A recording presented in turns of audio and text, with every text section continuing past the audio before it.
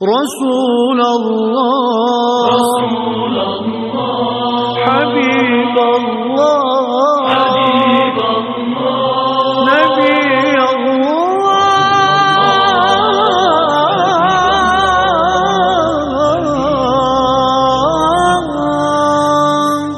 شفیع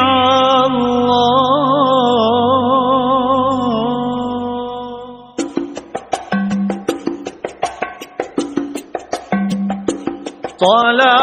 البدر علينا من ثنيات الوداع وجب الشكر علينا. اعوذ باللہ من الشیطان الرجیم. بسم اللہ الرحمن الرحیم. لقد من اللہ علی المؤمنین اذ بعث فیہم رسولا من انفسہم. بے شک اللہ تعالیٰ نے مسلمانوں پر بڑا احسان فرمایا کہ انہی میں سے عظمت والا رسول صلی اللہ علیہ وسلم بھیج دیا. سورۃ آل عمران تیسری صورت آیت نمبر 164. مرحبا یا خیر داع انت شمس انت بدر انت نور على نور انت مصباح الثريا يا حبيبي يا رسول صالت. حضرت عروہ ایک طویل روایت بیان کرتے ہیں کہ صوبیہ ابو لہب کی لونڈی تھی. ابو لہب نے اسے آزاد کر دیا تھا. اس نے حضور نبی اکرم صلی اللہ علیہ وآلہ وسلم کو دودھ بھی پلایا تھا. جب ابو لہب مر گیا تو اس کے اہل خانہ میں سے کسی نے اسے خواب میں نہایت بری حالت میں دیکھا یا دکھایا گیا. اس دیکھنے والے نے اس سے پوچھا کیسے ہو؟ ابو لہب نے کہا میں بہت سخت عذاب میں ہوں، اس سے کبھی چھٹکارا نہیں ملتا. ہاں مجھے اس عمل کی جزا کی طور پر اس انگلی سے بقدر سیراب کر دیا جاتا ہے جس سے میں نے محمد صلی اللہ علیہ وآلہ وسلم کی ولادت کی خوشی میں صوبیہ کو آزاد کیا تھا. المبعوث فينا جئت بالأمر المطاع طلع البدر علينا من ثنيات الوداع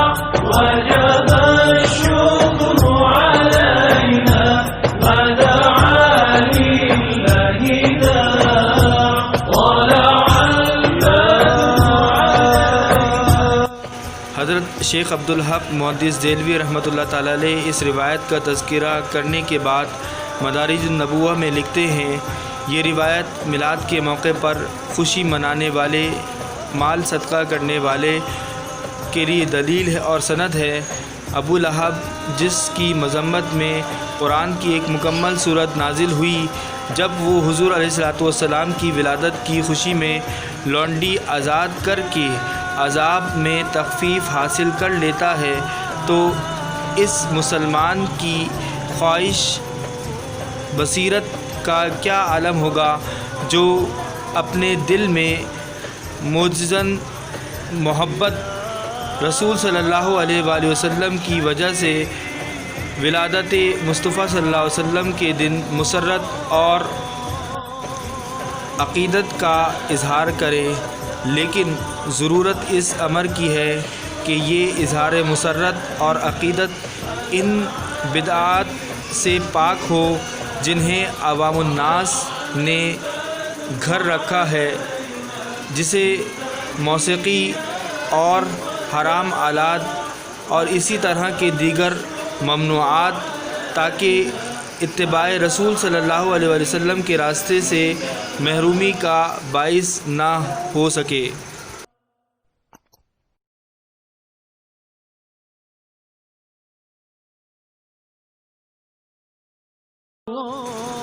حافظ ابن حجر عسقلانی رحمۃ اللہ تعالی علیہ نے امام سہیلی کے حوالے سے فتح الباری میں یوں بیان کیا ہے کہ حضرت عبداللہ بن عباس رضی اللہ تعالی عنہما فرماتے ہیں کہ ابو لہب مر گیا تو میں نے اسے 1 سال بعد خواب میں دیکھا،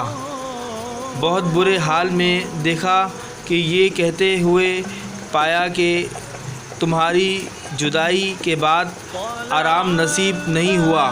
بلکہ سخت عذاب میں گرفتار ہوں، لیکن جب پیر کا دن آتا ہے تو میرے عذاب میں تخفیف کر دی جاتی ہے،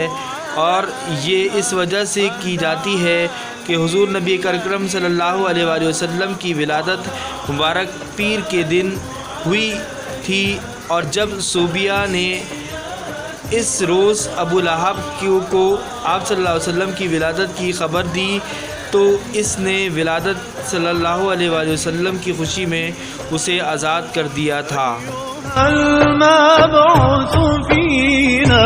جئت بالأمر المطاع۔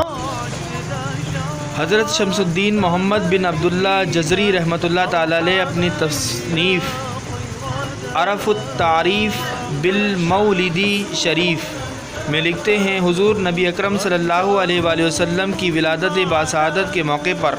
خوشی منانے کے اجر میں اس ابو لہب یعنی ابو جہل کے عذاب میں کمی تخفیف کر دی جاتی ہے، جس کی مذمت میں قرآن حکیم میں ایک مکمل صورت نازل ہوتی ہے۔ تو امت محمدیہ کے اس مسلمان کو ملنے والے اجر و ثواب کا کیا عالم ہوگا جو آپ صلی اللہ علیہ وآلہ وسلم کے میلاد کی خوشی مناتا ہے اور آپ صلی اللہ علیہ وسلم کی محبت و عشق میں حسب استطاعت خرچ کرتا ہے۔ خدا کی قسم، میرے نزدیک اللہ ایسے مسلمان کو اپنے حبیب مکرم صلی اللہ علیہ وآلہ وسلم کی خوشی منانے کے طفیل اپنی نعمتوں بری جنت عطا فرمائے گا۔ من ثنيات الوداع وجب الشكر علينا ما دعا لله داع أيها المبعوث فينا جئت بالأمر المطاع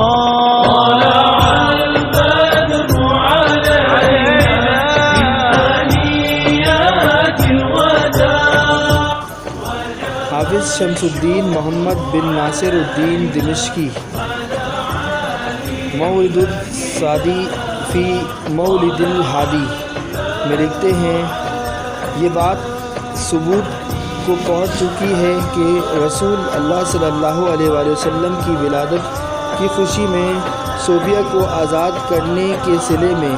ہر پیر کے روز ابو لہب کے عذاب میں کمی کی جاتی ہے، لہذا اذا کان کافر جاء ذمہ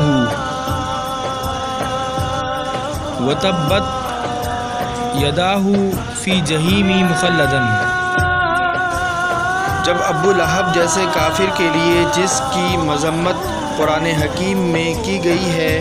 اور ہمیشہ ہمیشہ اس کے لیے جہنم میں اس کے ہاتھ ٹوٹتے رہیں گے، عطا انہ فی یوم الاثنین دائما یخفف عنہ بسرور باحمدا، یعنی نبی اکرم صلی اللہ علیہ وآلہ وسلم کی میلاد کی خوشی منانے کی وجہ سے ہر سوموار کو اس کے عذاب میں تخفیف کر دی جاتی ہے۔ فما ظنوا بعبد الذی طول عمرہ